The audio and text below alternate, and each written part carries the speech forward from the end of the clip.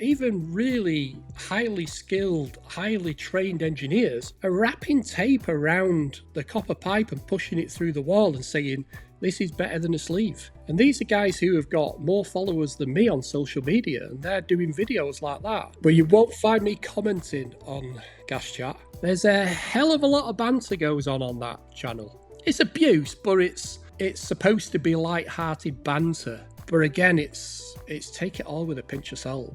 So whether you're a plumber, gas engineer, bricklayer, joiner, everybody seems to be using social media. I found it to be a massive tool for... This is the Field Rocket Podcast. I'm your host, Tulloch Priest, and today I'm joined by Derek Robin, better known online as TomKat. Derek is an experienced gas engineer who also runs a training centre based out of Manchester, offering ACS, boiler breakdowns, and many other courses. His YouTube channel was started during COVID and now has over 50,000 subscribers. Welcome to the show, Derek. Hello, thanks very much for having me. We appreciate you coming on. And today's episode is going to be all about online communities and advice within the trades. In a sentence or two, why should people care about this conversation? I think social media is playing a massive part in it in any industry really, and especially the trades. So whether you're a plumber, gas engineer, bricklayer, joiner, everybody seems to be using social media. I found it to be a massive tool for promoting the business. We saw a massive uplift in guys coming to the centre for mainly reassessment due to our YouTube channel. People come from London, Wales, Scotland, Northern Ireland to do training with us, mainly because they've seen me on social media. So hopefully any information you get from this will help you with the social media. Yeah, just to kind of back up a little bit, your first point was social media is having a big impact on the trades. How does it actually have an impact on the trades? The internet's amazing, isn't it? The amount of information what's in the internet. You can pretty much Google anything you want and it will come up and give you an answer. So for us in our industry, especially the gas industry, I get a lot of hate for giving information out on social media for what I do for the gas, especially the gas side of it. Because at the end of the day, it's incredibly dangerous playing around with gas if you don't know what you're doing.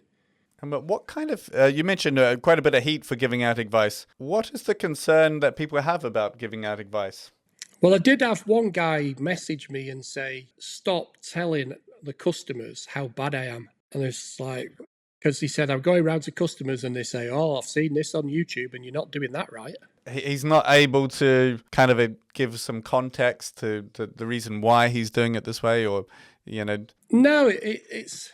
The thing is, with social media, you got to kind of take it with a pinch of salt and not really believe everything you watch and you listen to on there. Some of the things that makes my blood boil, basically, is when I see stupid things like guys showing people how to put outside taps in, garden taps, and they do things like don't sleeve the pipe going through the wall, and they've just wrapped tape around it.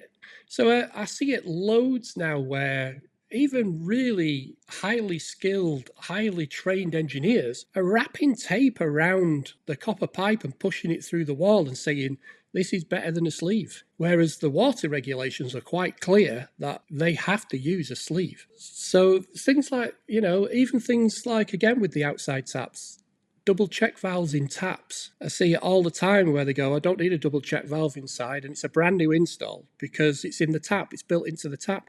And these are guys who have got more followers than me on social media, and they're doing videos like that. And when I see them, I pull them up on it. They don't really appreciate it, but... They don't appreciate the feedback? No, I go, what are you doing? It's like, do it properly, or don't bother doing it at all. And so I guess the general public see the big YouTubers who are doing these things and the guys who are big on social media doing these things and go, oh, that must be the way that you do it. So, yeah, there's some great information out there, but there's also a load of rubbish out there as well.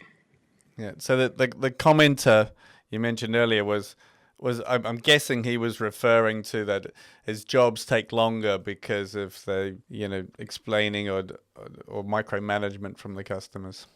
Yeah, I get a lot of that when I do a training video on things like servicing a boiler, the amount of comments I get on that, and they go, if I did all those tests, I wouldn't get any work done. But all I'm doing is showing what the manufacturers expect you to do when you do a service.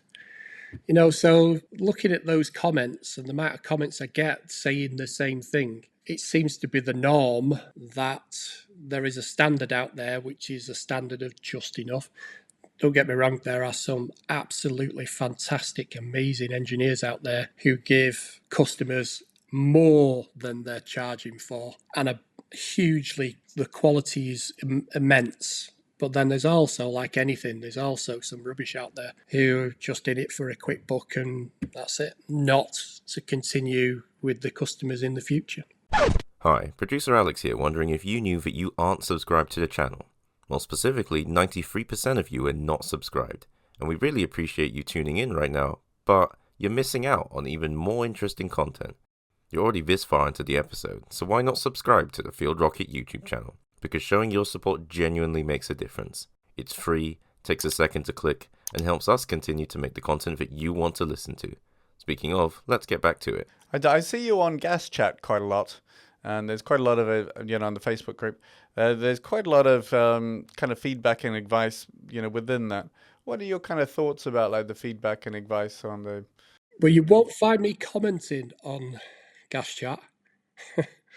It's again things like social groups for just a trade. Like Gas Chat is supposed to be just for gas engineers. There's a hell of a lot of banter goes on that channel. A hell of a lot.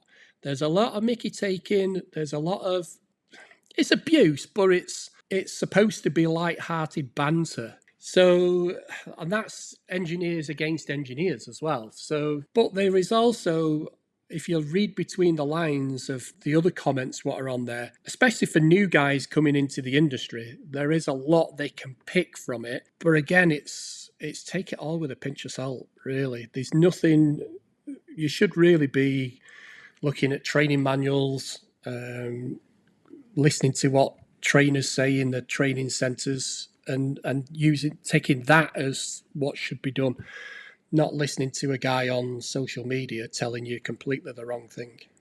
Yeah, well, the other thing is that engineers spend a lot of time alone.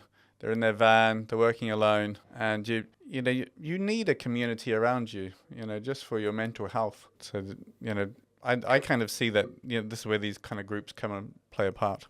Oh yeah, completely agree. I hate working on my own. Absolutely detest it. I don't like my own company. So that's why when I've been self-employed, I've always had business partners until I came into training. And then because I had Kate, my daughter, she's been with me from the start. I wouldn't be where I am today without Kate doing all the admin, she does everything. The only thing she doesn't do is the social media. I do all that myself. I do all the filming, I do all the editing, I do all the prep work, I do everything myself. She just leads me to that. But she runs the day-to-day running of the centre. She does all that. And now we've got Grace, my granddaughter, involved as well to help it even more. Without those type of people behind you, then, like you say, it's a very, very lonely job. Especially when you go to customers' houses and they go, right, okay, see you, I'm off now, and they leave you. Some guys prefer that. I didn't. Hated it. Absolutely hated it. Used to find myself talking to dogs and budgies and stuff, just to keep me sane. You started your YouTube during COVID, and now you've got over 50,000 followers. How did that grow so quickly? What kind of content and how did you actually do that? I actually started YouTube 13 years ago, believe it or not. It was just so Kate came into the office one day and she said, Dad, I've seen this thing. You've got to be doing it. You've got to be doing it. You'll be perfect for it. I'm like, what are you talking about? She said, this thing called YouTube. And I went, what is it? And she went, it's your own TV channel. It'll be brilliant. It'll be brilliant. You'll be really good at it. And right at the very beginning, I was like, really? And she helped right at the very beginning with her. Kate is very tech savvy where I'm not. So it was at the beginning a massive learning curve. And I did a few, I think it was 4 videos, very short videos. And I just thought, this is just going to go nowhere. This is nonsense.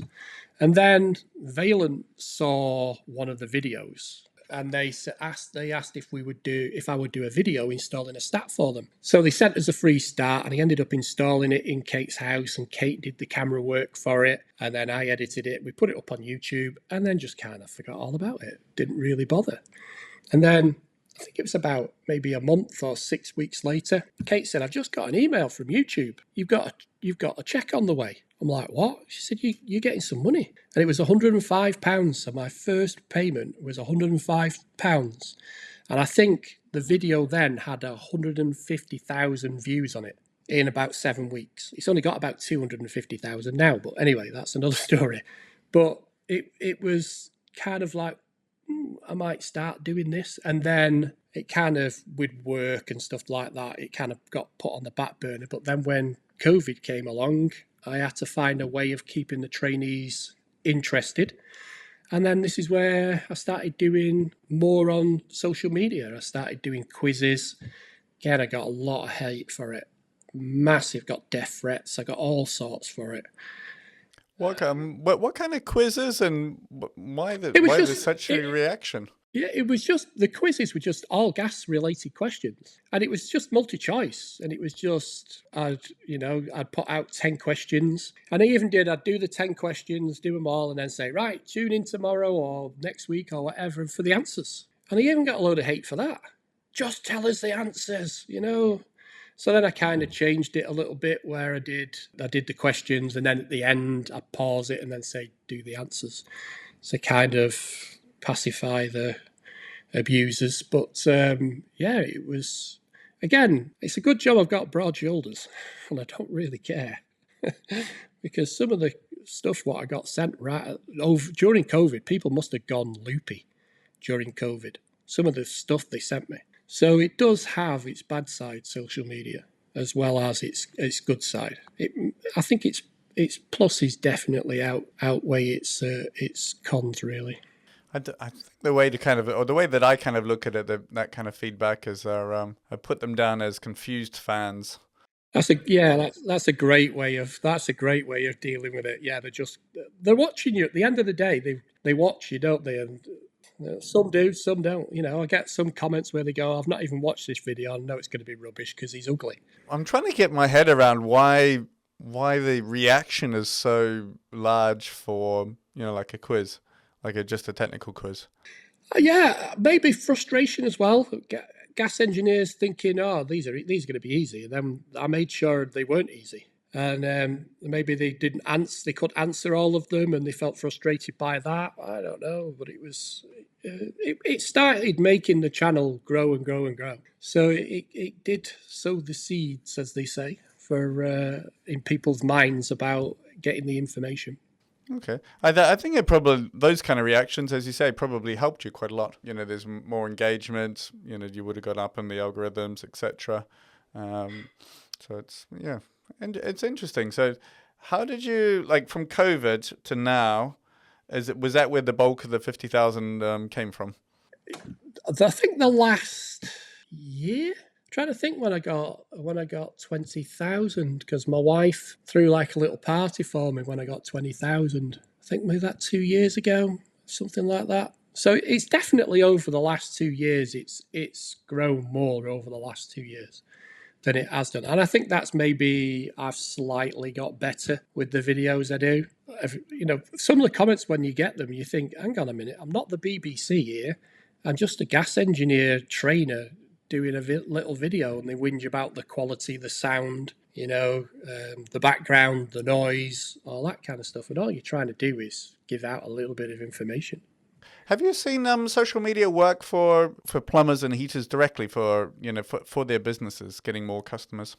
Oh yeah. The guys who are big on social media, again, they do a great job at balancing what they're doing and doing social media. I think marketing's it's massive, isn't it? If you're not out there, if you're not in it, you can't win it. So I look at social media as something, it's a necessity in my job, and I'm doing training. And like I say, the amount of guys we've got coming up from London and coming down from Scotland and all over the country, they might pass 50 training centres to come to us. And that's been great for us. So it does play a massive part in our industry now. Just for advertising who you are, so your customers, things like Facebook as well, not as much, but these guys get lots of work off Facebook. Why do you think that? Do you think it's that the people come to you because they've obviously watched you online, they trust you online, you've built up that rapport, and I'm just trying to think because it's just quite hard to measure the return that you get on social media, and initially it takes a long time to get that momentum up and running. I think one of the things when they're booking on, they're asking Kate, is Derek going to be doing this? So they must trust me, like you say, and I must be a familiar face, and they, like you say, they must trust what I do. They know I'm not going to be, well, hopefully I come across that I'm not a nasty person.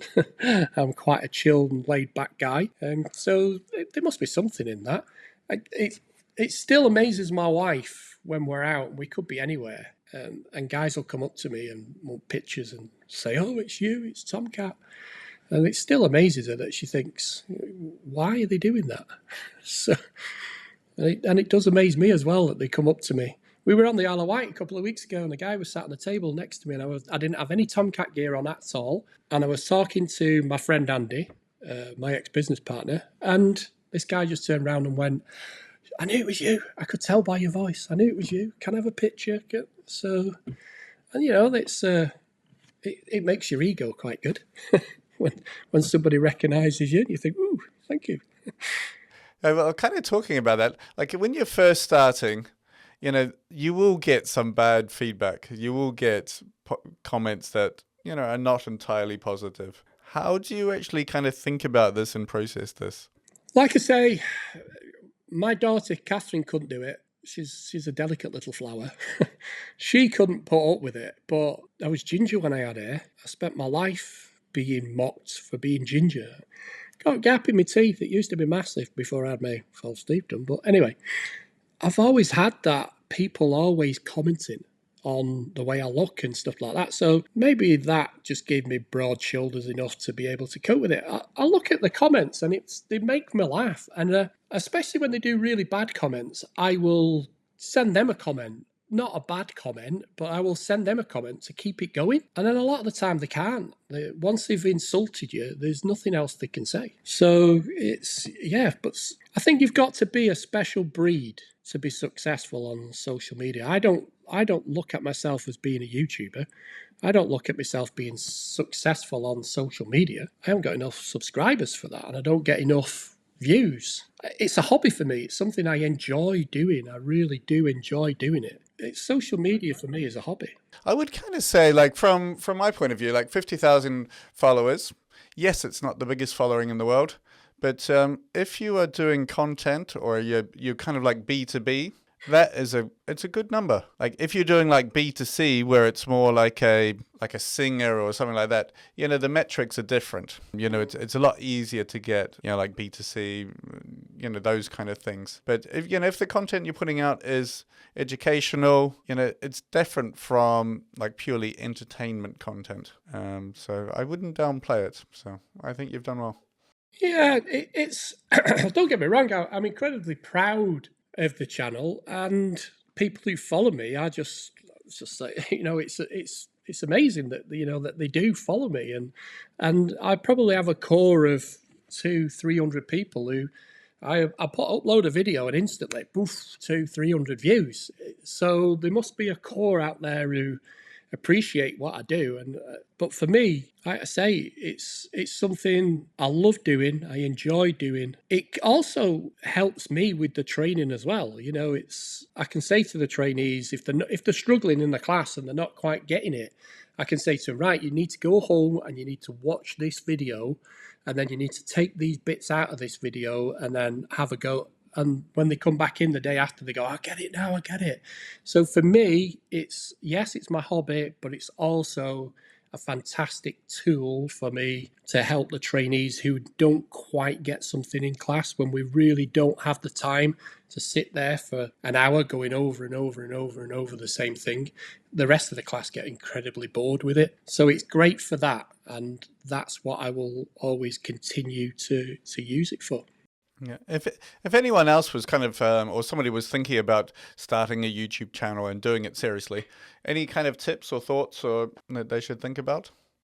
Yeah, the main thing in it is, like with the comments, don't read them. Right at the very beginning, don't bother with them. Don't turn them off because it helps with engagement. Don't turn them off, but don't read them. Just leave them. And then the next thing is, your first 200 videos will be rubbish and you won't get any views on them, or very rare you'll get views on them, or very few views on them. And it's perseverance. So if you definitely want to do it, you've just got to keep on with it. And don't look at it as, I'm going to be a multimillionaire, because there's only a very, very small percentage of YouTubers get to 100,000 subscribers and make money out of it. So it's my son's friend at school, TomKat he's called. He's a big YouTuber. It's called Syndicate on YouTube. He has a massive following. And I knew straight away from him being a young kid that he was something different. He was going to be some kind of an entertainer. And he's thrived in it and done really, really well. And it's his life. Whereas for me and you, it's not our lives, is it? No, it's definitely not. Are you fed up with drowning in a pile of paperwork that comes with running your heating and plumbing business? Gas Engineer Software is an easy-to-use, all-in-one job management system made especially for UK heating and plumbing companies. From handling customer details to building quotes, issuing certificates and sending invoices, Gas Engineer Software will help you save time, eliminate paperwork, and make running your business easy.